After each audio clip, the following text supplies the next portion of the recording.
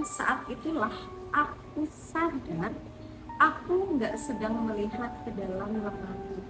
Aku sedang melihat ke dalam sesuatu yang nggak seharusnya ada di sana. Dan dari dalam gelap itu sesuatu bergerak, perlahan dia mendekat.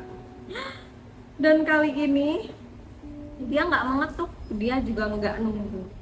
Dia udah tahu kalau aku bakalan buka itu pintu gitu kan. Tapi nggak ada yang benar-benar tahu apa yang terjadi setelah itu gitu.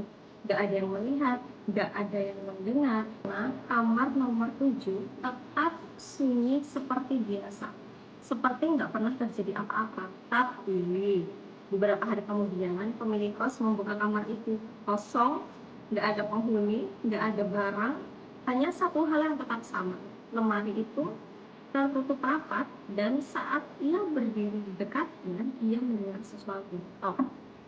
Lah dari dalam. Dan malam itu penghuni baru masuk ke nomor 7 tanpa tahu apapun, tanpa curiga, sampai akhirnya pukul 2 pagi ia terbangun dan mendengar suara tok dari dalam lemari. Dan seperti sebelumnya, selalu ada orang yang akhirnya menjawab.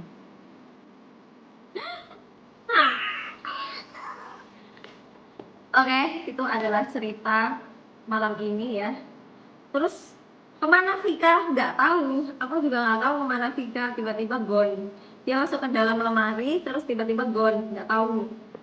Atau mungkin ibu kosnya yang punya apa sih, kayak buat pesugihan, tumbal pesugihan, nggak tahu. Tapi di cerita ini memang cukup membingungkan karena aku sendiri juga bingung maksudnya.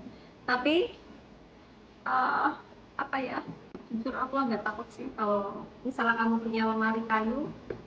Mungkin bisa dipastikan apakah itu lemari apa ya, kayak itu lemari apakah juga berdiri sendiri bukan, apakah juga menumbalkan orang atau